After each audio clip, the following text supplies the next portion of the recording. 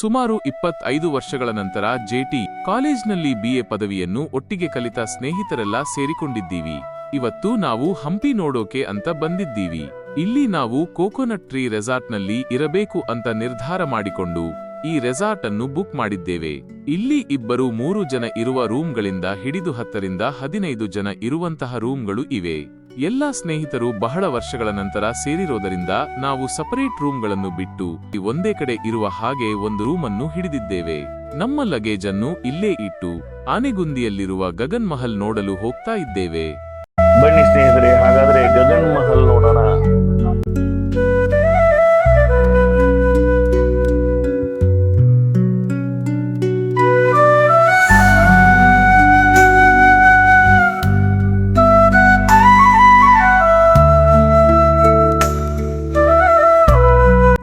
ಹಂಪಿಯ ಗಗನ್ ಮಹಲ್ ಆನೆಗುಂದಿಯ ಐತಿಹಾಸಿಕ ಹೆಜ್ಜೆಗುರುತು. ಕರ್ನಾಟಕದ ಐತಿಹಾಸಿಕ ತಾಣ ಹಂಪಿಗೆ ಹೊಂದಿಕೊಂಡಿರುವ ಆನೆಗುಂದಿ ಗ್ರಾಮದಲ್ಲಿರುವ ಗಗನ್ ಮಹಲ್ ವಿಜಯನಗರ ಸಾಮ್ರಾಜ್ಯದ ಆರಂಭಿಕ ದಿನಗಳ ಮತ್ತು ಅಂದಿನ ವಾಸ್ತುಶಿಲ್ಪದ ವೈಶಿಷ್ಟ್ಯಗಳನ್ನು ಸಾರುವ ಒಂದು ಮಹತ್ವದ ಸ್ಮಾರಕವಾಗಿದೆ. ಇದನ್ನು ಹಳೆಯ ಅರಮನೆ ಎಂದು ಕರೆಯಲಾಗುತ್ತದೆ.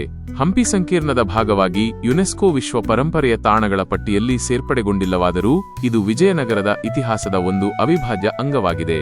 ಇತಿಹಾಸ ಮತ್ತು ಹಿನ್ನೆಲೆ 16ನೇ ಶತಮಾನದ ಪೂರ್ವಾರ್ಧದಲ್ಲಿ ವಿಜಯನಗರದ ಅರಸರು ಈ ಮಹಲ್ ಅನ್ನು ನಿರ್ಮಿಸಿದರು ಎಂದು ನಂಬಲಾಗಿದೆ. ಆನೆಗುಂದಿ ವಿಜಯನಗರ ಸಾಮ್ರಾಜ್ಯದ ಮೊದಲ ರಾಜಧಾನಿಯಾಗಿದ್ದ ಕಾರಣ ಈ ಅರಮನೆಯು ರಾಜಮನೆತನದ ನಿವಾಸವಾಗಿ ಮತ್ತು ರಾಣಿಯರ ವಾಸಸ್ಥಾನವಾಗಿ ಮಹತ್ವದ ಪಾತ್ರ ನಿರ್ವಹಿಸಿದೆ. 1565ರ ತಾಳಿಕೋಟೆ ಯುದ್ಧದ ನಂತರ ಸಾಮ್ರಾಜ್ಯದ ಪತನವಾದಾಗ ಹಂಪಿಯ ಅನೇಕ ರಚನೆಗಳಂತೆ ಗಗನ್ ಮಹಲ್ ಕೂಡ ಭಾಗಶಃ ನಾಶವಾಯಿತು. ಆದರೂ ಇದರ ಉಳಿದಿರುವ ಭಾಗಗಳು ಅಂದಿನ ವೈಭವ ಮತ್ತು ಕೌಶಲ್ಯವನ್ನು ಇಂದಿಗೂ ಸಾರುತ್ತವೆ. ವಾಸ್ತುಶಿಲ್ಪದ ವೈಶಿಷ್ಟ್ಯಗಳು. ಗಗನ್ ಮಹಲ್ ಇಂಡೋ ಇಸ್ಲಾಮಿಕ್ ವಾಸ್ತುಶಿಲ್ಪ ಶೈಲಿಯ ಉತ್ತಮ ಉದಾಹರಣೆಯಾಗಿದೆ. ಇದರ 2 ಮಹಡಿಯ ರಚನೆಯಲ್ಲಿ 3 ಕಮಾನುಗಳು ಪ್ರಮುಖವಾಗಿ ಎದ್ದು ಕಾಣುತ್ತವೆ.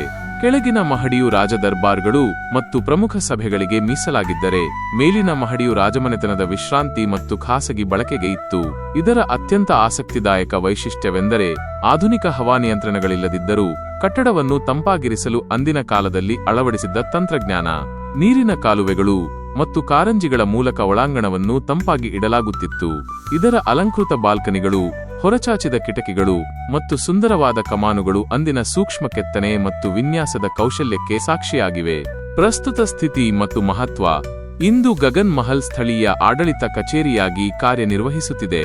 ಇದು ತನ್ನ ಮೂಲ ವೈಭವವನ್ನು ಸಂಪೂರ್ಣವಾಗಿ ಉಳಿಸಿಕೊಂಡಿಲ್ಲವಾದರೂ ಹಂಪಿಗೆ ಭೇಟಿ ನೀಡುವ ಪ್ರವಾಸಿಗರಿಗೆ ಮತ್ತು ಇತಿಹಾಸಾಸಕ್ತರಿಗೆ ಇದು ಒಂದು ಪ್ರಮುಖ ತಾಣವಾಗಿದೆ. ಇದು ಕೇವಲ ಒಂದು ಕಟ್ಟಡವಲ್ಲದೆ ವಿಜಯನಗರ ಸಾಮ್ರಾಜ್ಯದ ರಾಜಕೀಯ ಮತ್ತು ಸಾಮಾಜಿಕ ಇತಿಹಾಸದ ಮೌನ ಸಾಕ್ಷಿಯಾಗಿದೆ. ಆನೆಗುಂದಿಯ ಗಗನ್ ಮಹಲ್ ವಿಜಯನಗರದ ಸಮೃದ್ಧ ಸಂಸ್ಕೃತಿ ಮತ್ತು ಅಸಾಮಾನ್ಯ ವಾಸ್ತುಶಿಲ್ಪ ಜ್ಞಾನದ ಕುರುಹಾಗಿ ಇಂದಿಗೂ ನಿಂತಿದೆ.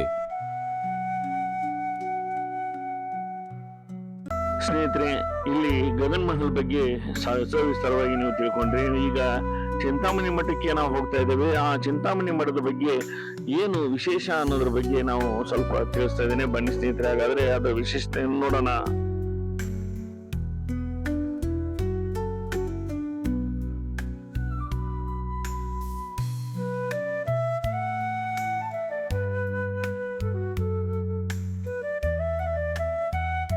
ಆನೆಗುಂದಿಯ ಚಿಂತಾಮಣಿ ಮಠ ಐತಿಹಾಸಿಕ ಮತ್ತು ಪೌರಾಣಿಕ ಮಹತ್ವ. ಕೊಪ್ಪಳ ಜಿಲ್ಲೆಯ ಗಂಗಾವತಿ ತಾಲೂಕಿನಲ್ಲಿರುವ ಹಂಪಿಯ ಸಮೀಪದ ಐತಿಹಾಸಿಕ ಸ್ಥಳವಾದ ಆನೆಗುಂದಿಯಲ್ಲಿರುವ ಚಿಂತಾಮಣಿ ಮಠವು ಕೇವಲ ಒಂದು ಧಾರ್ಮಿಕ ಕೇಂದ್ರವಾಗಿರದೆ ರಾಮಾಯಣ ಕಾಲದ ಮತ್ತು ವಿಜಯನಗರ ಸಾಮ್ರಾಜ್ಯದ ಇತಿಹಾಸದ ಕುರುಹುಗಳನ್ನು ಹೊತ್ತಿರುವ ಒಂದು ಮಹತ್ವದ ಸ್ಥಳವಾಗಿದೆ. ತುಂಗಭದ್ರಾ ನದಿಯ ದಡದಲ್ಲಿರುವ ಈ ಕ್ಷೇತ್ರವು ತನ್ನದೇ ಆದ ವಿಶಿಷ್ಟ ಹಿನ್ನೆಲೆಯನ್ನು ಹೊಂದಿದೆ. ಪೌರಾಣಿಕ ಮಹತ್ವ. ಚಿಂತಾಮಣಿ ಮಠದ ಪ್ರಮುಖ ವಿಶೇಷತೆಯೆಂದರೆ ಇದು ರಾಮಾಯಣದ ಕಿಷ್ಕಿಂಧಾಕಾಂಡದ ಪ್ರಮುಖ ಘಟನೆಗಳಿಗೆ ಸಾಕ್ಷಿಯಾಗಿದೆ ಎಂದು ನಂಬಲಾಗಿದೆ. ರಾಮ ಸುಗ್ರೀವರ ಭೇಟಿ. ಶ್ರೀರಾಮನು ಸೀತೆಯನ್ನು ಹುಡುಕುತ್ತಾ ಬಂದಾಗ ಇದೇ ಸ್ಥಳದಲ್ಲಿ ಹನುಮಂತನ ಮೂಲಕ ಸುಗ್ರೀವನನ್ನು ಭೇಟಿಯಾದನೆಂದು ಹೇಳಲಾಗುತ್ತದೆ. ರಾಮ ಮತ್ತು ಸುಗ್ರೀವರು ವಾಲಿಯ ವಧೆಯ ಕುರಿತು ಚರ್ಚೆ ನಡೆಸಿದರೆನ್ನಲಾದ ಒಂದು ಗುಹೆಯು ಇಲ್ಲಿ ಇಂದಿಗೂ ಇದೆ. ವಾಲಿ ವಧೆಯ ಸ್ಥಳ. ಶ್ರೀರಾಮನು ಮರೆಯಲ್ಲಿ ನಿಂತು ಬಾಣ ಹೂಡಿ ವಾಲಿಯನ್ನು ಸಂಹರಿಸಿದ ಸ್ಥಳ ಇದೆ ಎಂದು ಸ್ಥಳೀಯ ಐತಿಹ್ಯ ಹೇಳುತ್ತದೆ. ಶ್ರೀರಾಮನು ಬಾಣ ಹೂಡಿದ ಜಾಗದಲ್ಲಿ ಅವನ ಪಾದದ ಗುರುತುಗಳಿವೆ ಎಂದು ನಂಬಲಾಗಿದೆ. ಚಿಂತಾಮಣಿ ಎಂಬ ಹೆಸರು ವಾಲಿಯನ್ನು ಹೇಗೆ ಸಂಹರಿಸುವುದು ಎಂಬ ಚಿಂತೆಯಲ್ಲಿದ್ದ ಶ್ರೀರಾಮನು ಇಲ್ಲಿಯೇ ತಂಗಿದ್ದರಿಂದ ಈ ಸ್ಥಳಕ್ಕೆ ಚಿಂತಾಮಣಿ ಎಂಬ ಹೆಸರು ಬಂದಿತೆಂದು ಹೇಳಲಾಗುತ್ತದೆ. ಐತಿಹಾಸಿಕ ಮಹತ್ವ. ವಿಜಯನಗರ ಸಾಮ್ರಾಜ್ಯದ ಕಾಲದಲ್ಲೂ ಚಿಂತಾಮಣಿ ಮಠವು ಪ್ರಮುಖ ಕೇಂದ್ರವಾಗಿತ್ತು. ಶ್ರೀಕೃಷ್ಣದೇವರಾಯರ ಸಮಾಧಿ. ವಿಜಯನಗರದ ವೈಭವದ ದೊರೆ ಶ್ರೀಕೃಷ್ಣದೇವರಾಯರ ಸಮಾಧಿ ವೃಂದಾವನ ಇಲ್ಲಿದೆ ಎಂದು ನಂಬಲಾಗಿದೆ. ಇದು ಈ ಸ್ಥಳದ ಐತಿಹಾಸಿಕ ಮಹತ್ವವನ್ನು ಮತ್ತಷ್ಟು ಹೆಚ್ಚಿಸಿದೆ. ಶಿವ ದೇವಾಲಯ. ಈ ಸಂಕೀರ್ಣದಲ್ಲಿ ಪ್ರಾಚೀನವಾದ ಶಿವ ದೇವಾಲಯವಿದೆ. ಇಲ್ಲಿರುವ ಶಿವಲಿಂಗಕ್ಕೆ ಪೂಜೆ ಸಲ್ಲಿಸಲಾಗುತ್ತದೆ. ಇತರ ಆಕರ್ಷಣೆಗಳು. ನವವೃಂದಾವನ. ಚಿಂತಾಮಣಿ ಮಠದ ಸಮೀಪದಲ್ಲಿಯೇ ಮಧ್ವ ಪರಂಪರೆಯ 9 ಯತಿಗಳ ವೃಂದಾವನಗಳಿರುವ ನವವೃಂದಾವನ ಎಂಬ ದ್ವೀಪವಿದೆ. ಪವಿತ್ರ ತುಂಗಭದ್ರಾ ನದಿ. ಮಠವು ಪವಿತ್ರ ತುಂಗಭದ್ರಾ ನದಿಯ ದಡದಲ್ಲಿರುವುದರಿಂದ ಇಲ್ಲಿನ ಪರಿಸರವು ಅತ್ಯಂತ ಪ್ರಶಾಂತತರ ಸುಂದರವಾಗಿದೆ. ಒಟ್ಟಿನಲ್ಲಿ ಆನೆಗುಂದಿಯ ಚಿಂತಾಮಣಿ ಮಠವು ಪೌರಾಣಿಕ ಮತ್ತು ಐತಿಹಾಸಿಕ ಸಂಗಮ ಸ್ಥಾನವಾಗಿದ್ದು, ಶ್ರೀರಾಮನ ಪಾದಸ್ಪರ್ಶದಿಂದ ಪಾವನವಾದ ಹಾಗೂ ವಿಜಯನಗರದ ಅರಸರ ನೆನಪುಗಳನ್ನು ಹೊತ್ತಿರುವ ಒಂದು ವಿಶಿಷ್ಟ ತಾಣವಾಗಿದೆ. ಇದು ಕೇವಲ ಧಾರ್ಮಿಕ ಆಚರಣೆಗಳ ಕೇಂದ್ರವಾಗಿರದೆ ಇತಿಹಾಸ ಮತ್ತು ಪುರಾಣಾಸಕ್ತರಿಗೆ ಮಹತ್ವದ ಮಾಹಿತಿಯನ್ನು ಒದಗಿಸುವ ಜ್ಞಾನ ಭಂಡಾರವೂ ಆಗಿದೆ.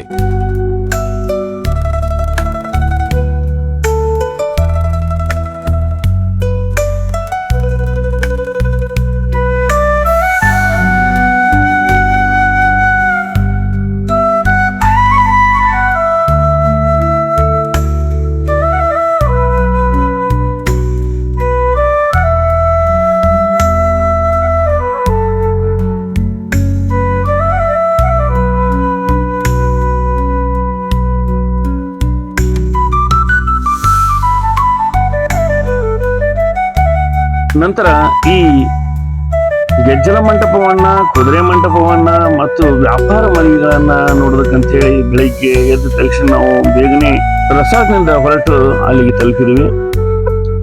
ಅಲ್ಲಿ ಒಬ್ಬ ಗೈಡ್ ಅನ್ನ ನಿಯೋಜಿಸಿ ಅವರ ಜೊತೆಗೆ ನಾವು ಆ ವೆಹಿಕಲ್ ಇದ್ರೂ ಸಹಿತ ಆ ವೆಹಿಕಲ್ಗಳಲ್ಲಿ ನಾವು ಹೋಗಿಲ್ಲ.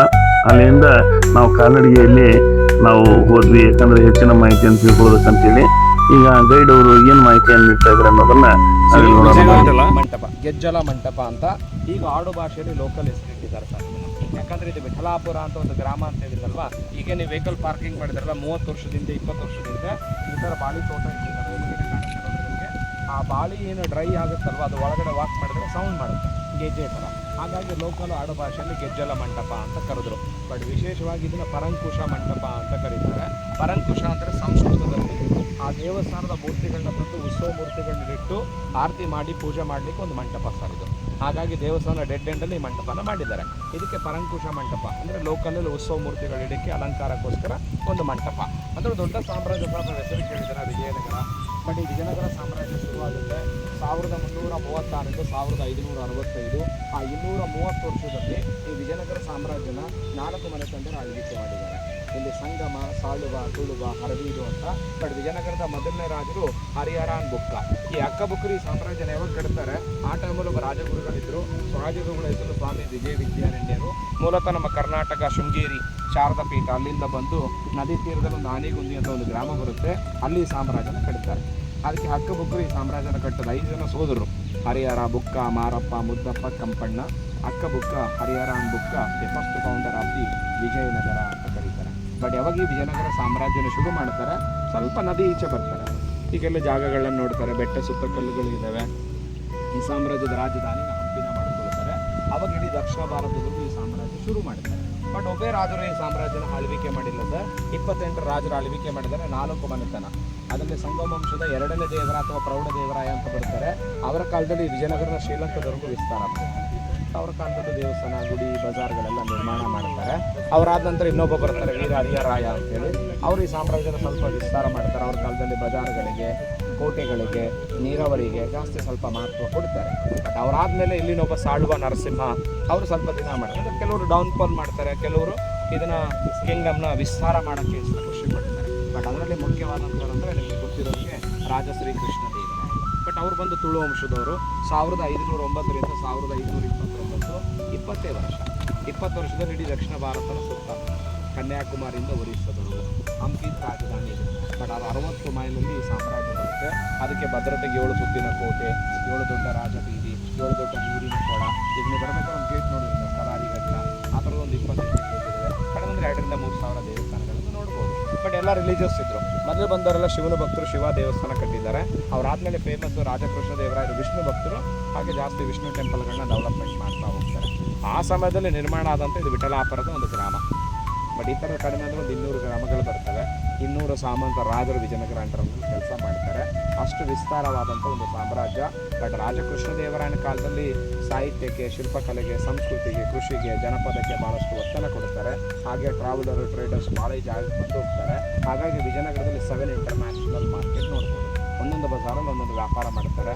ವಿರೂಪಾಕ್ಷ ಬಜಾರು, ಕೃಷ್ಣ ಬಜಾರು, ಪಾನ್ ಸುಪಾರಿ ಬಜಾರು, ಅಚ್ಯುತ ಬಜಾರು, ವಿಠಲ ಬಜಾರು, ಮಾಲಿವಂತ ಬಜಾರು, ವರದ ರಾಜಮ್ಮ ಬಜಾರು, ಈ ಥರ 7 ಬಜಾರ್ ಬರ್ತವೆ. ಒಂದೊಂದು ಬಜಾರಲ್ಲಿ ಒಂದೊಂದು ವ್ಯಾಪಾರ. ಬಟ್ ಅವತ್ತಿನಲ್ಲಿನೇ ವಿಜಯನಗರ ಭಾಳ ಶ್ರೀಮಂತ ನಗರ. ನಾವು ಹೇಳೋದಲ್ಲ, ಬೇರೆ ಬೇರೆ ವಿದೇಶಿಗರು ಅವ್ರದ್ದೇ ಬಂದಾಗ ಅವ್ರದ್ದೇ ಒಂದು ಭಾಷೆಯಲ್ಲಿ ವರ್ಣನೆ ಮಾಡ್ತಾರೆ. ನೋಡಿ, ಅಬ್ದುಲ್ ರಜಾಕ್ ಬಂದಿದ್ದಾರೆ, ಬರ್ಬೋಜಾ ಬಂದಿದ್ದಾರೆ, ನಿಕೋಲಸ್ ಸೆಂಟಿ ಬಂದಿದ್ದಾರೆ, ನಿಕಟನ್ ಬಂದಿದ್ದಾರೆ, ನಿಯೋಸ್ ಬಂದಿದ್ದಾರೆ. ಅವ್ರದ್ದೇ ಒಂದು ಭಾಷೆಯಲ್ಲಿ ಸಾಮ್ರಾಜ್ಯ ವರ್ಣನೆ ಮಾಡ್ತಾರೆ. ಆಗ ಅಬ್ದುಲ್ ರಜಾಕ್ ಪರ್ಷಿಯನ್ ರಾಯಭಾರಿ ಈ ಜಾಗಕ್ಕೆ ಬಂದಾಗ ಈ ಸಾಮ್ರಾಜ್ಯ ನೋಡಿ ಒಂದು ಬೆಟ್ಟದ ತುದಿಯಲ್ಲಿ ನಿಂತು ವಿಜಯನಗರ 2ನೇ ರೋಮ್ಗೆ ದೊಡ್ಡದಾದಂಥ ನಗರ, ಅಷ್ಟು ವಿಸ್ತಾರವಾದಂಥ ಒಂದು ನಗರ ಅಂತ ಅವರು ವರ್ಣನೆ ಮಾಡ್ತಾರೆ. ಹೀಗೆ ನಮಗೆ ಬಜಾರ್ 7 ಅಂತ ಹೇಳಿದಲ್ಲ, ಎಲ್ಲ ಅವರ ಕಾಲದಲ್ಲಿ ಅಬ್ದುಲ್ ರಜಾಕ್ ಅದನ್ನು ವರ್ಣನೆ ಮಾಡ್ತಾರೆ. 1400 2ನೇ ದೇವರಾಯನ ಕಾಲದಲ್ಲಿ. ಅವರಾದಮೇಲೆ ಕೃಷ್ಣದೇವರ ಅವ್ರ ಕಾಲದಲ್ಲಿ ಡುಮಿಂಗು ಫಾಯಸ್ ಬರ್ತಾರೆ. ಇಲ್ಲಿ ವಿಶೇಷವಾಗಿ ನಾಡ ಹಬ್ಬಗಳನ್ನು ಆಚರಣೆ ಮಾಡ್ತಾರೆ. ದಸರಾ, ದೀಪಾವಳಿ, ಹೋಳಿ ಭಾಳಷ್ಟು ಆಚರಣೆ ಮಾಡ್ತಾರೆ. ಬಟ್ ಇಂಥ ದೊಡ್ಡ ಸಾಮ್ರಾಜ್ಯ ರಾಜ ಕೃಷ್ಣದೇವರ ಆದ ನಂತರ ಅಳಿಯ ರಾಮರಾಯನ ಕಾಲದಲ್ಲಿ ಇದರ ಮೇಲೆ ಬಾಮನಿಗಳು ದಾಳಿ ಮಾಡ್ತಾರೆ. ಈ ಬಿಜಾಪುರ, ಬೀದರು, ಬಿರಾರ, ಅಹಮದ್ನಗರ, ಹೈದರಾಬಾದ್ ಮತ್ತು ಬಿಜಾಪುರ ಆದಿಲ್ ಶಾಹಿಗಳಿಗೆ ಮತ್ತು ವಿಜಯನಗರದ ರಾಜ ರಾಮರಾಯನಿಗೆ ಯುದ್ಧದಲ್ಲಿಗೆ ಮಹಮ್ಮದ್ ಆದಿಲ್ ಶಾಹಿ, ನಿಜಾಂ ಶಾಹಿ, ಕುದ್ಬೀರ್ ಶಾಹಿ, ಬರೀಶ್ ಶಾಹಿ, ಸಾಯಿ ಸಲ್ತಾನ್ ವಿಜಯನಗರದ ಹಾಳು ಮಾಡ್ತಾರೆ.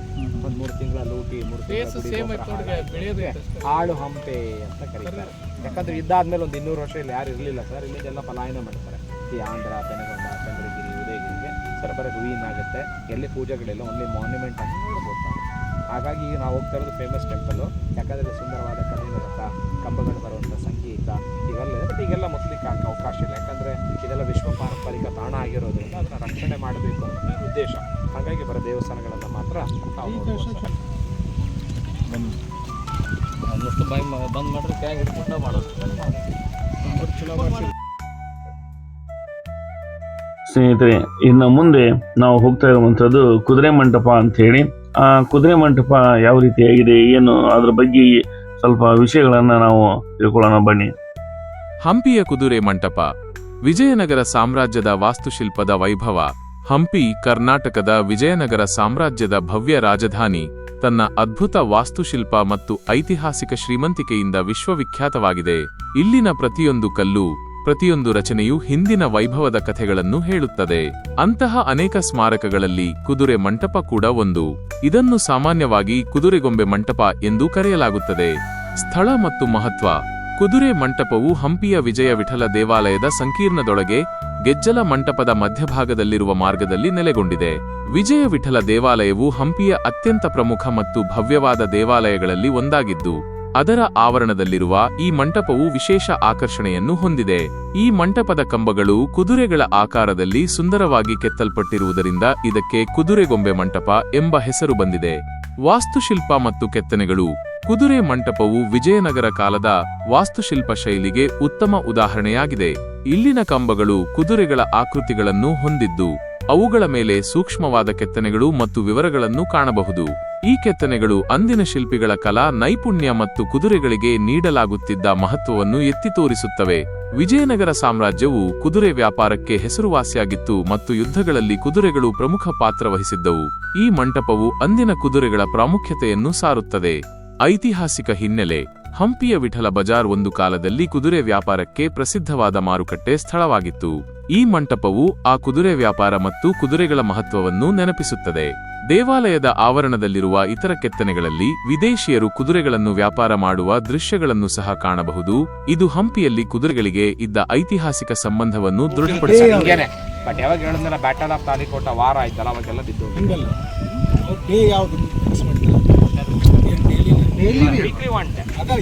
ಮಂಗಳವಾರ ದಿನ, ಸೋಮವಾರ ದಿನ, ಬುಧವಾರ ಇಲ್ಲಿ ಬಂದು ಶನಿವಾರ, ಸ್ಯಾಟರ್ಡೆ ಬೇರೆ ಬೇರೆ, ಇಲ್ಲಿ ಸ್ಯಾಟರ್ಡೆ ನೀವು ಇನ್ನೊಂದು ಬರುತ್ತೆ ಸರ್. ಯಾಕಂದ್ರೆ ಈಗ ವಿರೂಪಾಕ್ಷ ಬಜಾರ್ ಅಂತ ಬರುತ್ತೆ, ಅಲ್ಲಿ ನಿಮಗೆ ಸೋಮವಾರ ದಿನ ಶುರು ಇರುತ್ತೆ. ಆವಾಗ ಈಗ ನಿಮ್ಗೆ ಅಶ್ವತ್ಥರಾಯ ಟೆಂಪಲ್ ಅಂತ ಬರುತ್ತೆ, ಅದು ವಿಷ್ಣು ದೇವಸ್ಥಾನ. ಮಂಗಳವಾರ ದಿನ, ಬುಧವಾರ ದಿನ ಹಿಂಗೆ ಒಂದೊಂದು ಮಾರುಕಟ್ಟೆ. ಒಂದು ಮಾರ್ಕೆಟ್ ಮಾತ್ರ ಎವ್ರಿಡೇ. ಅದು ಎಲ್ಲಿ ಅಂದರೆ ಕಚ್ಚಂಗಡಿ ಬಜಾರ್, ಪಾನ್ ಸುಪಾರಿ ಬಜಾರ್ ಅಂದರೆ ಅಲ್ಲಿ ಬರೋ ರಾಜಬೀದಿ, ರಾಜವರ್ಷದ ರಾಜ ಪರಿವಾರದವರು ಆ ಜಾಗದಲ್ಲಿ ಇರೋರು. ಅವ್ರು ಯಾವಾಗಲೂ ಅಲ್ಲಿ ವ್ಯಾಪಾರ ಮಾಡ್ತಾರೆ. ಅಲ್ಲಿ ಹೋಗಿ ವ್ಯಾಪಾರ ಮಾಡ್ತಾರೆ. ಇನ್ನೊಂದು ಹೆಂಗಿರ್ತದೆ, ರಾಜಧಾನಿಯಲ್ಲಿ ಬೆಂಗಳೂರಾಗ ಯಾವಾಗ ಸಂತೆ ಅನ್ನಕ್ಕೆ ಬರೋಲ್ಲ. ಎಲ್ಲ ಅವೈಲೇಬಲ್. ಈಗ ಮೊದಲೆಲ್ಲ ವಿಲೇಜ್ ಕುದುರೆ ಮಂಟಪದ ಬಗ್ಗೆ ಮಾಹಿತಿಯನ್ನು ಪಡ್ಕೊಂಡು ನಂತರ ನಾವು ಅಲ್ಲಿ ಎದುರಿಗಿರುವಂತಹ ಪುಷ್ಕರಣಿಯನ್ನು ನೋಡೋದಕ್ಕಂತೇಳಿ ಹೋಗ್ತಾ ಇದ್ದೇವೆ. ಬನ್ನಿ ಸ್ನೇಹಿತರೆ, ನೋಡೋಣ. ಹಂಪಿಯ ಭವ್ಯ ವಿಠಲ ಮಂದಿರದ ಆವರಣದಲ್ಲಿರುವ ಪುಷ್ಕರಿಣಿ ವಿಜಯನಗರ ಸಾಮ್ರಾಜ್ಯದ ಅದ್ಭುತ ವಾಸ್ತುಶಿಲ್ಪ ಮತ್ತು ನೀರು ನಿರ್ವಹಣಾ ಕೌಶಲ್ಯಕ್ಕೆ ಸಾಕ್ಷಿಯಾಗಿದೆ. ಇದರ ನಿರ್ದಿಷ್ಟ ನಿರ್ಮಾತೃ ಮತ್ತು ನಿರ್ಮಾಣ ದಿನಾಂಕದ ಬಗ್ಗೆ ಸ್ಪಷ್ಟ ದಾಖಲೆಗಳಿಲ್ಲದಿದ್ದರೂ ಮಂದಿರದ ಇತಿಹಾಸದೊಂದಿಗೆ ಇದು ಹೆಣೆದುಕೊಂಡಿದೆ. ನಿರ್ಮಾಣದ ಕಾಲಘಟ್ಟ ಮತ್ತು ರಾಜರ ಪಾತ್ರ. ದೇವರಾಯ ಎರಡರ ಆಳ್ವಿಕೆ ಸುಮಾರು 15ನೇ ಶತಮಾನದ ಆರಂಭ.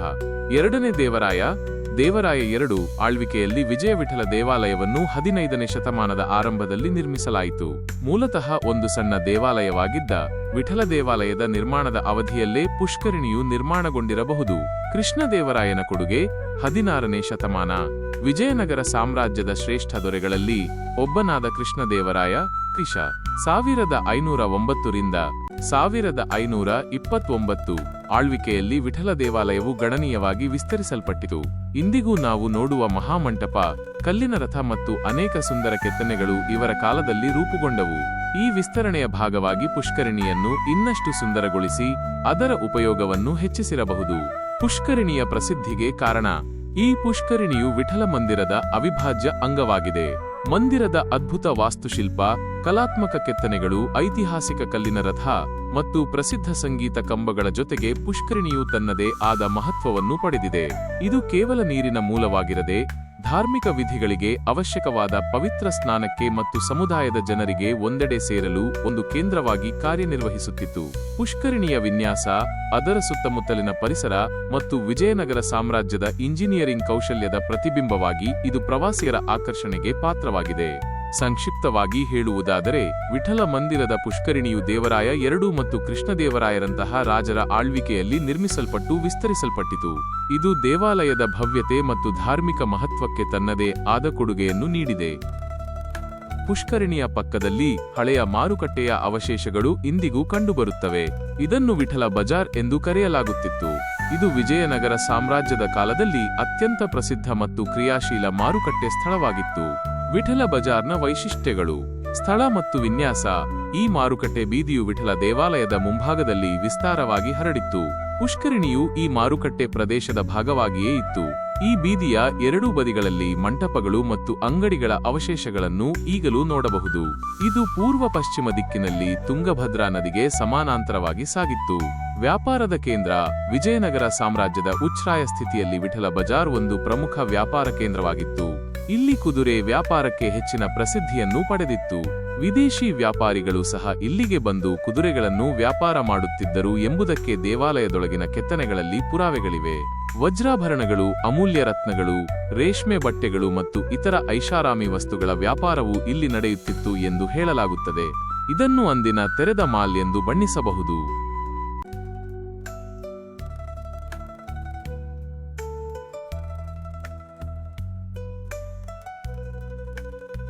ಬೈ ವಾರ್ ಹೋದರೆ 30-40% ಬೈ ನೇಚರ್. ಮಳೆ, ಗಾಳಿ, ಬಿಸಿಲಿಗೆ ಹಾಳಾಗಿದೆ. ಬಟ್ ಡಿಪಾರ್ಟ್ಮೆಂಟ್ ಆಫ್ ಏಸ್ ಅನ್ನೋರು ಬಂದ್ಮೇಲೆ ಇದು ಒಳ್ಳೆ ಮೇಂಟೈನ್ ಮಾಡ್ತಾ ಇದ್ದಾರೆ. ನೋಡಿ, 1850ರಲ್ಲಿ ಬ್ರಿಟಿಷ್ ಗೌರ್ಮೆಂಟ್ ಅವರು ಫೋಟೋ ತೆಗೆದಾಗ ಇದು ಚೆನ್ನಾಗಿತ್ತು. ಎಲ್ಲೇ ಪೋಸ್ಟ್ ಆಗಿತ್ತು, ನ್ಯಾಚುರಲಾಗಿ ಬಿದ್ದೋಗಿದೆ. ಮಧ್ಯದಲ್ಲೆಲ್ಲ ಕಟ್ಟಾಗಿದೆ. ಅದನ್ನು ರಿಪೇರಿ ಮಾಡಿ ನಿಲ್ಲಿಸ್ಬೇಕಂತ ಪ್ಲಾನ್ ಮಾಡಿದ್ರು. ಮತ್ತೆ ಬೇಡ, ಯಾಕಂದರೆ ಪ್ರಾಪರ್ ಬೇಸ್ ಇಲ್ಲ ಅದು ಹಿಂದುಗಡೆ ಕೂಡಿಸೋಕ್ಕೆ. ಮತ್ತು ಕೂಡಿಸಿದಾಗ ಬೈ ಚಾನ್ಸ್ ಮಳೆ, ಗಾಳಿ, ಬಿಸಿಲು ಬಿದ್ದರೆ ಗೊತ್ತಾಗಲ್ಲ, ಅದು ಭಾಳ ಅನುಭವ ಆಗುವಂಥದ್ದು ಬೇಡ ಅಂತ ನಿಲ್ಲಿಸಿದ್ದಾರೆ. ನೋಡಿ, ಮೇಲೆ ಹತ್ತಲಿಕ್ಕೆ ಲಾಕಿಂಗ್ ಸಿಸ್ಟಮ್ ಸರ್ ಅವೆಲ್ಲ. ಹಿಂಗೆ ಹತ್ಕೊಂಡು ಹೋಗಿ ಮೇಲೆ ದೀಪಗಳು ಹಚ್ಚಕ್ಕೆ, ಅಲ್ಲಿ ಓಲ್ಗಳು ಕಾಣುತ್ತೆ ನೋಡಿ ಇದರಲ್ಲಿ. ಓಕೆ ಎಲ್ಲ ಮೇಲಿಂದ ಹಿಂಗೆ ಹತ್ಕೊಂಡು ಹೋಗಿ ದೀಪ ಹಚ್ಚಕ್ಕೆ. ಮತ್ತು ಇದರ ಒಂದು ಇಲ್ಲಿ ಕಾಣುತ್ತಾರೆ, ಕೆಳಗಡೆ ಎಲ್ಲ ಕಲ್ಲಿರುತ್ತೆ ಸರ್. ಮೇಲ್ಭಾಗದಲ್ಲಿ ಅಡ್ಡಿಗೆ ಗಾರೆಯಿಂದ ಮಾಡಿದ್ದಾರೆ. ಬಲಗಡೆಗೆ ಅದು ಒರಿಜಿನಲ್ ಇರ್ತದೆ. ಅದನ್ನು ಈ ಪಿಂಕ್ ಏರಿಯಾದಲ್ಲಿ ಇದೆಲ್ಲ ಟಚಪ್ ಮಾಡಿದ್ದಾರೆ. ಈಗ ಆ ಟಚಪ್ ಮಾಡಿರೋ ಡಿಫ್ರೆನ್ಸು ಗೊತ್ತಾಗುತ್ತೆ. ಅದ್ರ ಮೇಲೆಲ್ಲ ಗೋಲ್ಡನ್ ಕಲಶ ಇರುತ್ತೆ ಅಂತ ಎಲ್ಲ ಹೊಡೆದಾಕಿದ್ದಾರೆ. 2 ಫ್ಲೋರ್ ನ್ಯಾಚುರಲ್ ಆಗಿ ಬಿದ್ದು ಹೋಗಿದೆ. ಕೆಳಗಡೆ ಕಲ್ಲು, ಮೇಲ್ಭಾಗ ಇಟ್ಟಿಗೆ ಗಾರೆಯಿಂದ ಮಾಡಿರುವಂಥ ಒಂದು ಮಹಾದ್ವಾರ. ಇದು ದೇವಸ್ಥಾನದ ಮಹಾದ್ವಾರ ಸರ್. ಇದು ವಿಠಲಾಪುರ ಅಂತ ಗ್ರಾಮಕ್ಕೆ ಒಂದು ಮಹಾದ್ವಾರ ಸರ್. ಈಗ ನಾವು ಒಳಗಡೆ ಹೋಗೋಣ ಸರ್, ಪ್ಲೀಸ್.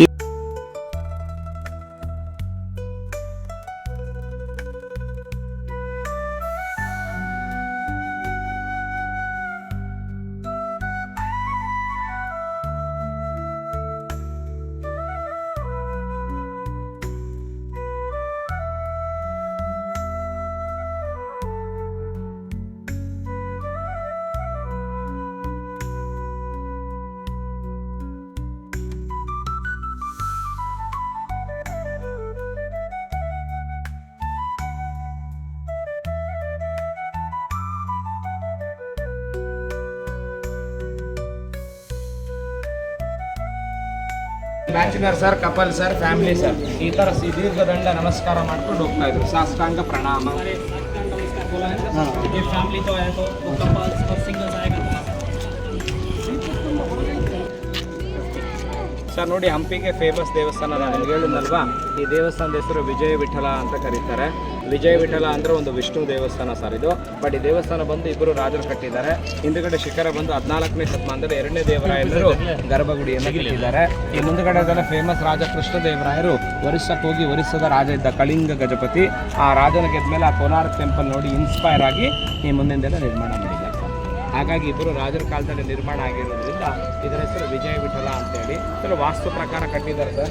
ಒಳಗಡೆ ಬಂದ್ರೆಲ್ಲ ಪೂರ್ವ, ಅಲ್ಲಿ ಎಡಗಡೆ ಕಾಣುತ್ತೆ ನೋಡಿ ಸೌತ್ ಈಸ್ಟರ್ ಅಡುಗೆ ಮನೆ, ಪಾಠ ಶಾಲೆ. ಹಾಗೆ ಎದುರುಗಡೆ ಮಂಟಪ ಇದೆಯಲ್ಲ, ಅದನ್ನು ಗೆಸ್ಟ್ ಹೌಸ್ ಥರ ಬಂದಂಥ ಭಕ್ತರಿಗೆ ಊಟ ಮಾಡಲಿಕ್ಕೆ ಜಾಗ. ಅಲ್ಲಿಂದ ಶುರುವಾಗಿರುವಂಥದ್ದು ಅಲ್ಲಿವರೆಗೂ ಇರುತ್ತೆ ಸರ್. Round temple ಬಿದ್ದೋಗಿದೆ. ಅದು ಸಭಾ ಮಂಟಪ ಪಂಚಾಯಿತಿಗೆ ಸರ್. ನೋಡಿ ಅಲ್ಲೆಲ್ಲ ಬಿದ್ದೋಗಿದೆ, ಬರೋ ಕಂಬಗಳು ಮಾತ್ರ ಕಾಣುತ್ತೆ. ನಾನು ನಿಮ್ಗೆ ಹೇಳಿದ್ಮೇಲೆ ಕೆಳಭಾಗ ಕಲ್ಲು, ಮೇಲ್ಭಾಗ ಇಟ್ಟಿಗೆ ಗಾರೆ ಯಾವುದೋ ರಿಸ್ಟೋರ್ ಮಾಡಿಲ್ಲ ಸರ್. ಮುಂದೆ ಮಾತ್ರ ಮಾಡಿದ್ರು. ಅದು ಮಾಡಿದಾಗ ಯಾವಾಗ ಇತಿಹಾಸ ಹಾಳಾದರೆ ಅದು ಪುನಃ ಜೀರ್ಣೋದ್ಧಾರ ಮಾಡಲ್ಲ ಅಂತ ಹೇಳಿದ್ದಲ್ವಾ, ಯಾವಾಗ ಅದು ನ್ಯಾಚುರಲ್ ಡಿಸ್ಟರ್ಬ್ ಆಗುತ್ತೆ, ಫುಲ್ ವರ್ಕಿಂಗ್ ಪ್ರೋಗ್ರೆಸ್ನ ನಿಲ್ಲಿಸಿದ್ದಾರೆ. ಹಾಗಾಗಿ ಕೆಳಗಡೆ ಮಾತ್ರ ಮಾಡಿದ್ದಾರೆ, ಮೇಲಿಂದೆಲ್ಲ ಹಾಗೆ ಇದೆ ನೋಡಿ ಸರ್, ಎನ್ಶನಾಗೆ ಕಾಣುತ್ತಲ್ವಾ. ಬಟ್ ಇದರೊಳಗಡೆ 4 ಮಂಟಪಗಳು ಬರುತ್ತೆ ಸರ್. ಈ ಕಡೆ ಕಾಣ್ತಾ ಇದೆಯಲ್ಲ, ಇದು ಬಂದ್ಬಿಟ್ಟು ಮೇನ್ ಅವತ್ತಿನಲ್ಲಿ ಪುರಂದರ ಭಜನೆಗೋಸ್ಕರ ಭಜನಾ ಮಂಟಪ. ಆ ಟೈಮಲ್ಲಿ ವಿಠಲನ ಭಕ್ತರಾದ ಪುರಂದರದಾಸರು, ವಿಜಯನಗರದ ರಾಷ್ಟ್ರದಿಗ್ಗಜ ಕವಿಗಳು ಈ ಕನಕದಾಸರು, ಪುರಂದರದಾಸರು, ದುರ್ಜಟಿ, ನಂದಿ ತಿಮ್ಮಣ್ಣ, ಅನ್ನಸಂದಿ ಪೆದ್ದಣ್ಣ, ಡಿಂಡಿಮ, ಪಿಂಗಳ್ಳಿ ಸೂರಣ್ಣ, ಹಾಗೆ ಭದ್ರಯ್ಯ, ರಾಮಯ್ಯ ಮತ್ತು ಕನಕದಾಸರು, ಪುರಂದರದಾಸರು ವಿಜಯನಗರದಲ್ಲಿದ್ದರು. ಅವತ್ತಿಗೆ ಪುರಂದರದಾಸರು ಕೂತು ಭಜನೆ ಕೀರ್ತನ ಮಾಡಲಿಕ್ಕೆ ಜಾಗ. ಹಾಗಾಗಿ ಭಜನಾ ಮಂಟಪ, ಕೀರ್ತನ ಮಂಟಪ ಸರ್. ಎಡಗಡೆ ಮದುವೆಗೋಸ್ಕರ ಮದುವೆ ಮಂಟಪ ಸರ್. ಬಟ್ ಅದ್ರ ಮುಂದುಗಡೆ ನಾನು ಕೇಳಿದ್ರೆ ಪಂಚಪೀಠ, ಫಸ್ಟ್ ತುಳಸಿ ಕಟ್ಟೆ ಸರ್, ಮದುವೆ ಮಂಟಪ, ತುಳಸಿ ಬೃಂದಾವನ. ಅದ್ರ ಪಕ್ಕದಲ್ಲಿ ಪ್ಲಾಟ್ಫಾರ್ಮ್ ಇದೆಯಲ್ಲ ಸರ್, ಇದು ದೊಡ್ಡ ದೀಪಸ್ತಂಭ. ನೀವು ಹೊರಗಡೆ ನೋಡಿದ್ರಲ್ಲ, ಅದೇ ಥರ ಇಲ್ಲೊಂದು ದೀಪಸ್ತಂಭ.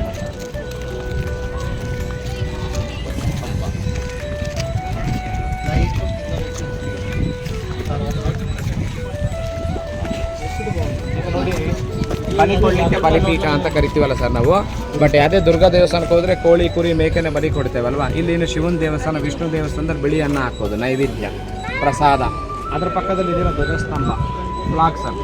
ಹಾಗೆ ಅಷ್ಟದಿಕ್ಪಾಲಕರಿದ್ದಾರೆ, ಸುತ್ತಲೂ ಕಾಣುತ್ತಾರೆ ನೋಡಿ ಸರ್. ಆನೆಗಳು, ಅವರ 4 ದಿಕ್ಕುಗಳಿರೋದು ಅವ್ರದ್ದು ವಾಹನಗಳಿದ್ದಾವೆ, ಕಾಣುತ್ತಾರೆ ನೋಡಿ ನಮಗೆ.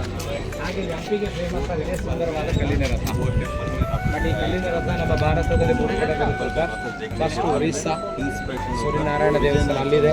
2ನೇದಾಗಿ ಮಹಾಬಲಿಪುರಂ ಅಂತ ತಮಿಳ್ನಾಡಲ್ಲಿದೆ. 3ನೇದು ನಮ್ಮ ಎದುರುಗಡೆ ಇಲ್ಲಿ ಕಾಣ್ತಾ ಇದೆ ನೋಡಿ ಸರ್. ಬಟ್ ಇದು ಮೂವಬಲ್ ಅಲ್ಲ sir, just showpiece. First ಅಲ್ಲ ಅವಾಗಿದ್ರೆ ಅಲ್ರಿ, ಅವಾಗ ಅವತ್ತು ಹೇಳಿದಿಲ್ಲ ಸರ್, ಇವತ್ತು ಹೇಳಿಲಿಕ್ಕೆ ಬರಲ್ಲ. ಮೂವೇಬಲ್ ಅಲ್ಲ, ಯಾಕಂದ್ರೆ ಯಾವುದು ಒಂದೇ ಕಲ್ಲಿಂದ ಮಾಡಿರೋದಲ್ಲ ಸರ್. ನೋಡಿ ಎಲ್ಲ ಸಪ್ರೇಟ್ ಪೀಸಸ್ ಕಾಣುತ್ತೆ ನಿಮಗೆ. ಅಷ್ಟು 7 ಸ್ಟೇಜ್ ಬರುತ್ತೆ, 7 ಲೇಯರ್ ಬರುತ್ತೆ, 24 ಇಂಟರ್ ಲಾಕ್ ಇದ್ದಾವೆ. ಬಟ್ ಅವತ್ತಿನ ಕಾಲದಲ್ಲಿ ಬರೀ ಗಾಲಿಗಳನ್ನು ಮಾತ್ರ ತಿರುಗಿಸೋರು ಸರ್. ಇಲ್ಲಿ ಕಾಣುತ್ತೆ ಬರೀ ಗಾಲಿ ತಿರುಗೋದು.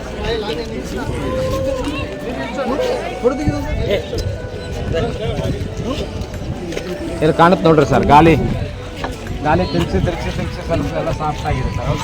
ಆ ಮುಂದಿರೋ ಬ್ರೇಕೆಲ್ಲ ಕಟ್ಟಾಗಿದೆ, ವೀಲ್ ಎಲ್ಲ ಮುಂದಕ್ಕೆ ಬಂದಿದೆ, ಜಾಸ್ತಿ ಲೂಸ್ ಆಗಿ ಗ್ಯಾಪ್ ಆಗಿದೆ. ಹಾಗಾಗಿ ಕೆಳಗಡೆ ಫಿಕ್ಸ್ ಮಾಡಿದ್ದಾರೆ, ಯಾರು ತಿರುಗಿಸಬಾರ್ದು ಅಂತ ಸರ್. ಅದ್ರ ಮುಂಚೆ ತಿರುಗ್ತಾ ಇತ್ತು ಸರ್, ಈಗಿಲ್ಲ ಸುಮ್ಮನೆ ಶೂಗೋಸ್ಕರ. ಬಟ್ ಆ ಶೇಡಲ್ಲೆಲ್ಲ ಕಲರ್ ಇದೆ ನೋಡಿ, ಗ್ರೀನು, ರೆಡ್ಡು, ಎಲ್ಲೋ, ಆರೆಂಜ್ ಇದೆ. ಆಗ ರಥಕ್ಕೆಲ್ಲ ಬಣ್ಣ ಇತ್ತು ಸರ್, ಅದು ಮಳೆ, ಗಾಳಿ, ಬಿಸಿಲೆಲ್ಲ ಹೋಗಿದೆ. ಸೊ ಸ್ವಲ್ಪ ಶೀಲಿಂಗಲ್ಲಿ ಇವತ್ತು ಆ ಬಣ್ಣ ನಾವು ನೋಡ್ಬೋದು ಸರ್.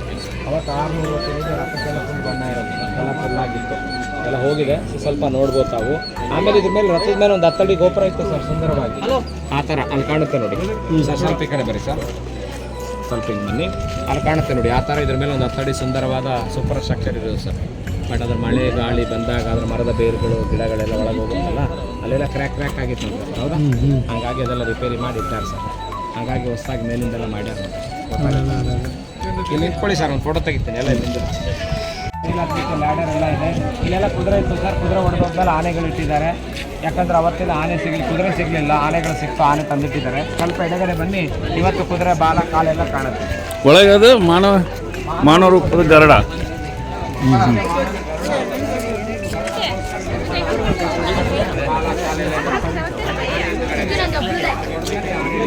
ವ್ಯಾಪಾರಾಗೆಲ್ಲ ಕುದುರೆನೇ ಇರೋದು. ಈಗ ನಾನು ಹೊರಗಡೆ ಹೇಳಿದ್ನಲ್ಲ, ಕುದುರೆ ಬಜಾರ್, ಕುದುರೆ ಮಾರ್ಕೆಟ್ ಅಂತ. ಇಲ್ಲಿ ನೋಡಿ, ಇದೆಲ್ಲ ಕುದುರೆ ವ್ಯಾಪಾರಸ್ಥರು ಸರ್. ಈ ಕಡೆ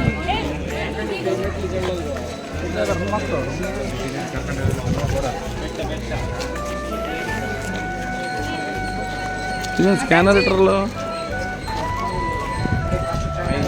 ಮಾಹಿತಿ ಸಿಗುತ್ತೆ. ಮಂಗೋಲ್ ಅವ್ರು ಸರ್, ಅರಬ್ ಅವ್ರು ಸರ್, ಪರ್ಷಾದ್ ಅವ್ರು ಸರ್, ಪೋರ್ಚುಗೀಸ್ ನೋಡಿ ಅವರ ವೇಷಭೂಷಣಗಳು ನೋಡಿ ಬೇರೆ ಬೇರೆನೇ ಇದೆ. ಯಾಕಂದ್ರೆ ನಮ್ಮ ಹತ್ರ ಮುತ್ತು, ರತ್ನ, ಅವಳ, ಮಸಾಲ, ಬಟ್ ಇದಕ್ಕೆ ಕುದುರೆ ಇರಲಿಲ್ಲ. ನಮ್ಮ ರಾಜರು ಕುದುರೆನ ಇಂಪೋರ್ಟ್ ಮಾಡ್ಕೊಳ್ತಾ ಇದ್ರು ಅಂತ ಹೇಳಿದ್ರಲ್ವಾ, ಹಾಗಾಗಿ ಸುತ್ತಲೂ ಕುದುರೆ ಚಿತ್ರಗಳು. ಇದು ಅರಬ್ ಯಾವ್ರಿ? ಅರಬ್, ಎಲ್ಲ Chinese, Arab, Mongolian, Portuguese. Hampi ಅಂದ್ರೆ ಫೇಮಸ್ ಸರ್. ಇದೇ ಸಂಗೀತದ ಕಂಬಗಳು ಸರ್ ಇವೆಲ್ಲಾನು. ಗೌಡಪ್ಪ ಏನೋ 56 ಸ್ವರ ಬರ್ತವ ಸರ್.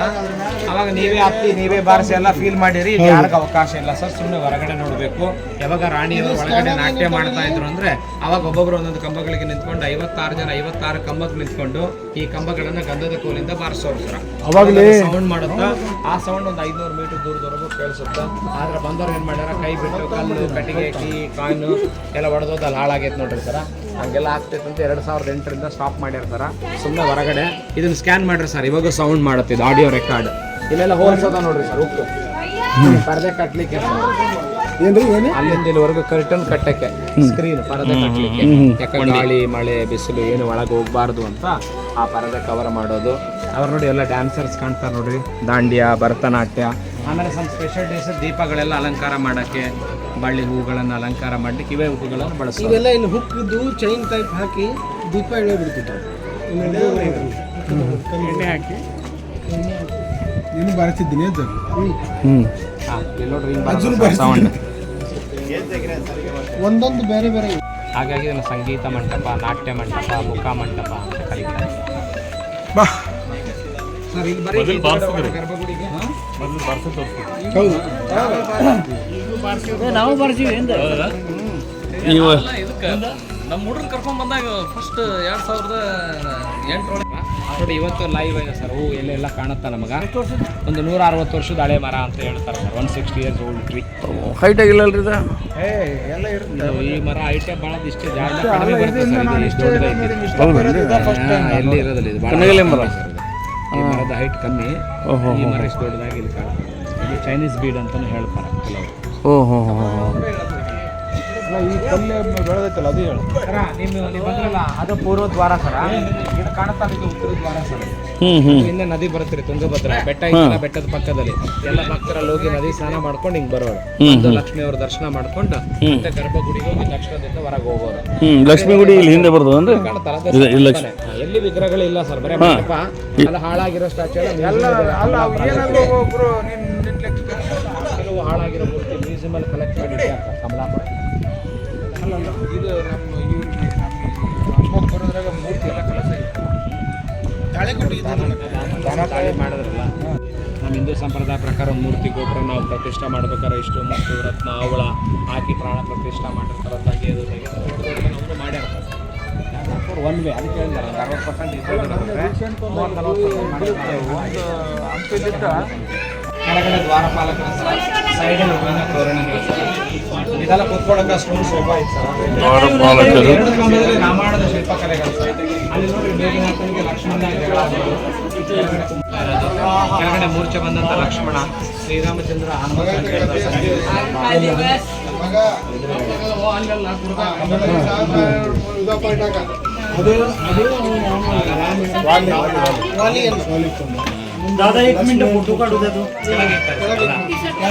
ಕೆಳಗಿನ ಪಿಕ್ಚರ್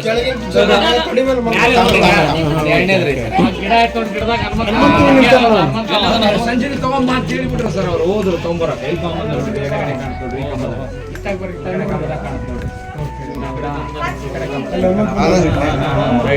ರಾಮ, ಲಕ್ಷ್ಮಣ, ಹನುಮಂತ ಶ್ರೀರಾಮಚಂದ್ರ ಹನುಮಂತ ಶ್ರೀಲಂಕಾ ಸೀತಾದೇವಿ ಹನುಮಂತ ಮರದ ಕುಂತಾನ, ಅಲ್ಲಿಂದ ಉಂಗುರ ಕೊಡ್ತಾನ, ಸೀತಾದೇವಿ ಇಸ್ಕೊಂತಾನ. ತೆಗಿ ವಿರೂಪಾಕ್ಷಿ, ಏಯ್ ಫೋಟೋ ಹೊಡ್ಕೊತಾರೆ ಈಗ.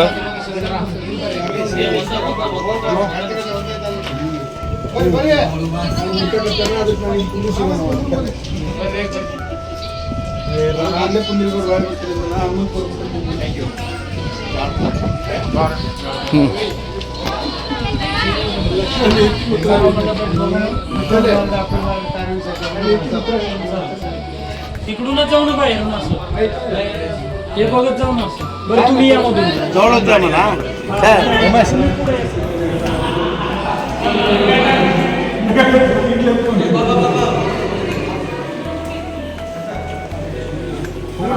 ಗರ್ಭಗುಡಿ ಐತ್ರಿ ಸರ, ಒಳಗಡೆ ವಿಗ್ರಹ ಇಲ್ಲ, ಬರೀ ದೇವಸ್ಥಾನ ಮಾತ್ರ ಐತಿ. ಅದು ಗರ್ಭಗುಡಿ, ಸುಖನಾಸಿ, ಅರ್ಧ ಮಂಟಪ, ನವರಂಗ ಮಂಟಪ, ಮಹಾಮಂಟಪ, ರಥದಲ್ಲಿ ನೋಡಿ ಗರುಡ ಕಾಣ್ತಾ ಇದ್ದಾನೆ ಸರ್. ಗರುಡ ದೇವಸ್ಥಾನ ಫೇಸ್ ಟು ಫೇಸ್ ಇರುತ್ತೆ. ಬಟ್ ವಿಷ್ಣುವಿಗೆ ದ್ವಾರಪಾಲ ಇರ್ತಾರೆ, ಜಯ ಮತ್ತು ವಿಜಯ. ಜಯ ಇದ್ದಾನೆ, ವಿಜಯ ವಿಗ್ರಹ ಹೊಡೆದು ಹಾಕಿದ್ದಾರೆ. ಆಮೇಲೆ ಇದೆಲ್ಲ ಬಿದ್ದೋಗಿದ್ದು ಸರ್, ಪುನಃ ಎಲ್ಲ ಜೀರ್ಣೋದ್ಧಾರ ಮಾಡಿದ್ದಾರೆ. ಕಂಬಗಳೆಲ್ಲ ಅವತ್ತಿಂದ ಸರ್ ರೂಪೆಲ್ಲ ಹೊಸದು. ಬಟ್ ಯಾವಾಗ ದೇವರಿಗೆ ಪೂಜೆ ಮಾಡ್ತೀವಿ ಒಂದು ಪ್ರದಕ್ಷಿಣೆ ಮಾಡ್ತೀವಿ, ಅಂದರೆ ದೇವರು ನಾವು ಸಮಾನ ಅಲ್ಲ, ಅದಕ್ಕೆ ಮೂರ್ತಿ ಮೇಲೆ ಪ್ರದಕ್ಷಿಣೆ ಎಡಗಡೆ ಹೋಗಿ ಬಲಗಡೆ ಬರಲಿಕ್ಕೆ ಒಂದು ಪ್ರದಕ್ಷಿಣೆ. ಹೀಗೆ ಅಂದರೆ ಬಾವುಲೆ ಅದರೆಲ್ಲ ವಾಸನೆ ಬರುತ್ತೆ. ಸ್ವಲ್ಪ ಅಲ್ಲಿವರೆಗೆ ಹೋಗ್ಬೋದು ಸರ್, ಹೋಗಿ ಬರ್ರಿ ನಿಧಾನಕ್ಕೆ ಹೋಗಿ ಹತ್ರ ಐತಿ ನೋಡ್ಕೊಂಡು ಹೋಗಿ ಯಾಕಂಡು ಹೋಗ್ರಿ. ಏನು ಪೂಜೆ ಪೂಜೆ ಏನಿಲ್ಲ, ಬರೀ ದೇವಸ್ಥಾನ ಮಂಟಪ ಅಷ್ಟೇ.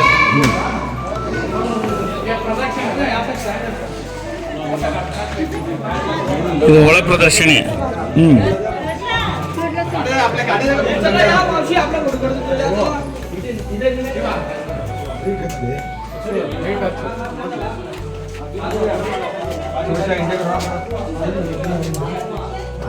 ಲೈಟ್ ಹಾಕುವ ಫೋಟೋ ಹೊಡಿತೀನಿ. ಏನಿಲ್ಲ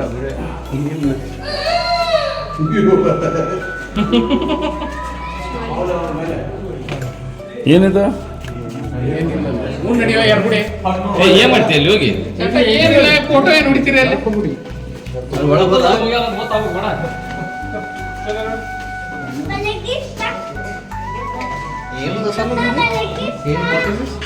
ఏం లేదు గుడి ఏం లేదు అక్కడే ఇది గుడి ಹೆಸರು ಎಂತದ? ಇವು ಹೇಳಿಕ್ಕೆ ಅಡಗಲ್ಲ ಅದು.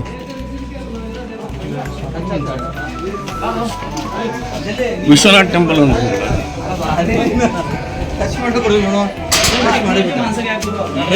ಜಿಲ್ಲೆ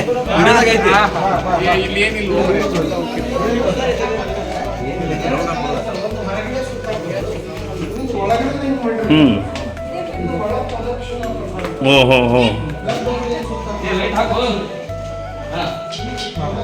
ಬಿಡಲ್ಲ ದೇವರು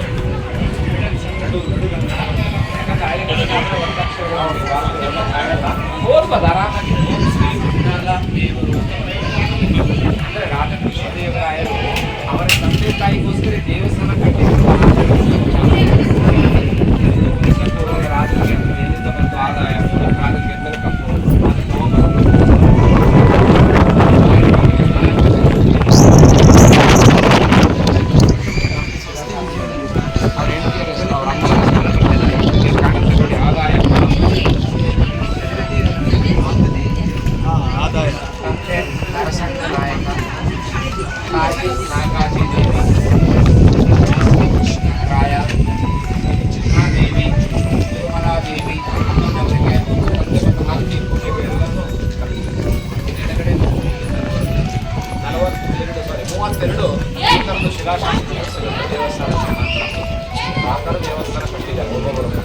ನೋಡಿ. ಅಲ್ಲಿಂದ ಇಲ್ಲಿವರೆಗೂ ನಾರ್ಮಲ್ ಇದೆ ಸರ್, ಹೌದಾ? ಅದ್ರ ಮುಂದೆ ನೋಡಿದ್ರೆ ಆರ್ಟ್ ಅಂಡ್ ಆರ್ಕಿಟೆಕ್ಚರ್ ಇದೆ ನೋಡಿ, ಅದು ರಿಚ್ನೆಸ್ ಬೇರೆ ಇದೆ. ಅದು ಎರಡನೇ ದೇವರಾಯನ ಕಾಲದ್ದು ಆಗಿತ್ತು, ಅದ್ರ ಮುಂದಿದ್ದೆಲ್ಲ ಕೃಷ್ಣ ದೇವರಾಯನ ಕಾಲದ್ದು ಆಗಿತ್ತು ಅಂತ. ಇಬ್ಬರು ರಾಜರ ಕಾಲದಲ್ಲಿ ಕಟ್ಟಿರೋ ದೇವಸ್ಥಾನ ಕಲಾ ದೇವಾಲಯ.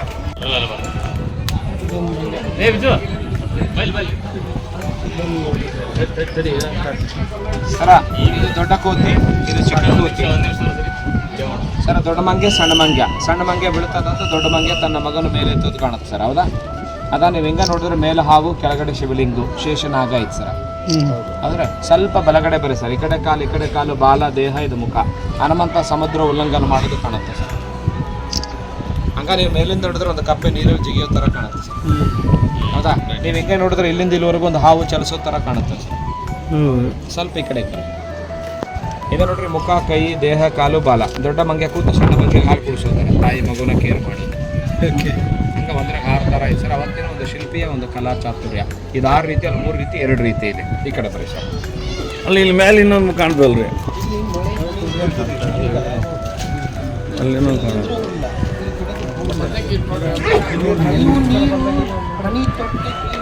ಸರ್ ಫಸ್ಟ್ ಹೌದ್ರಿ ಸರ ಈ ಕಡೆ ನೋಡ್ರಿ ಅದ ಸೈಡ್ ಅಲ್ಲಿ ನೋಡಿದ್ರೆ ಇದು ಮುಖ ದೇಹ ಕಾಲು ಬಾಲ ಇಲ್ಲೊಂದು ಕುದುರೆ ಐತಿ ಇಲ್ಲೊಂದು ಕುದುರೆ ಐತಿ 2 ಕುದುರೆ ಜಂಪ್ ಮಾಡೋ ಕಾಣುತ್ತವ ಹಂಗ ನೋಡ್ರಿ ಸರ್ ಮುಂದೆ ಹಾವಿನ ಎಡೆ ಕಾಣುತ್ತ ಫ್ರಂಟ್ ಅಲ್ಲಿ ಹೌದಾ ಇದು ಒಂದರಲ್ಲಿ 3 ತರ ನೋಡ್ರಿ ಮೇಲಿಂದ ಕೆಳಗೆಲ್ಲ ಪರದೆ ಕಟ್ತಾ ಇದ್ರು ಸರ್ ಅವಾಗ ಆ ಪರದೆ ಕಟ್ಟಾದ್ಮೇಲೆ ಬೈ ಚಾನ್ಸ್ ಮಳೆ ಬಂದ್ರೆ ಆ ಮಳೆ ನೀರೆಲ್ಲ ಇಲ್ಲಿ ಬೀಳುತ್ತೆ ಆಗ ನೀರೆಲ್ಲ ಇಲ್ಲಿ ಡ್ರಿಪ್ ಆಗುತ್ತೆ sir by drop drop drop drop drop ಇವತ್ತು ನೀರೆಲ್ಲ ಹಿಂಗೆ ಬಂದು ನೀರೆಲ್ಲ ಹಿಂಗೆ ಹೋಗುತ್ತೆ ಈಗ ಈ ದೇವಸ್ಥಾನಕ್ಕೆ ಒಂದು ಪ್ಲಾನ್ ಬೇಕಲ್ವಾ ಮಾಡಲ್ ಇಲ್ಲಿದೆ ಸರ್ ಈ ಕಡೆ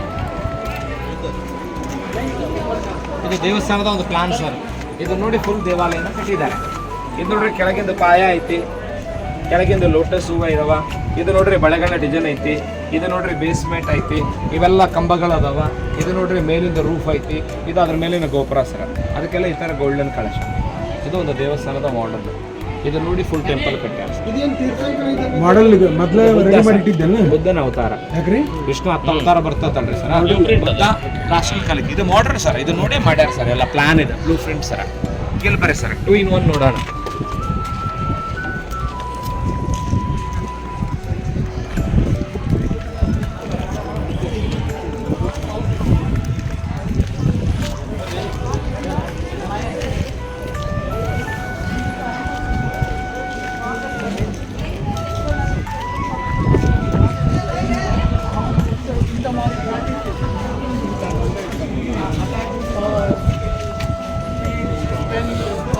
ಬರ್ರಿ ನೋಡ್ಬರ್ರಿ ಇಲ್ಲಿ ಇದು ಒಂದು ಫೇಸ್ 2 ಬಾಡಿ ಇದೆ ಸರ್ ನೀವು ಹಿಂಗೆ ನೋಡಿದ್ರೆ ಆನೆ ಕಾಣುತ್ತೆ ಸರ್ ಹೌದಾ ಅದೇ ನೀವು ಹಿಂಗೆ ನೋಡಿದ್ರೆ ಇಲ್ಲಿಂದ ಇಲ್ಲಿವರೆಗೂ ನಂದಿ ಕಾಣುತ್ತೆ ಸರ್ ಇದು ನೋಡಿ ಭುಜ 2 ಕೊಂಬು ಕಣ್ಣು ಮೂಗು ಬಾಯಿ ಹಿಂಗೆ ನೋಡಿದ್ರೆ ನಂದಿ ಹಿಂಗೆ ನೋಡಿದ್ರೆ ಆನೆ ಇಲ್ಲಿ 2 ಮರ ಇದೆ ಆ ಮರನ ಆನೆ ಹಿಂಗೆ ಎಳಿತಾ ಇದ್ರೆ ಗಣಪತಿ ಹಂಗ ನೋಡಿದ್ರೆ ಮರ ಆಗಿನ ಒಂದು ಶಿಲ್ಪಿಯ ಕಲಾ ಚಾತುರ್ಯ ಈ ಕಡೆ ಬರೀ ಸರ್ ಅದು ಏನಲ್ಲ ಹಂಗೆ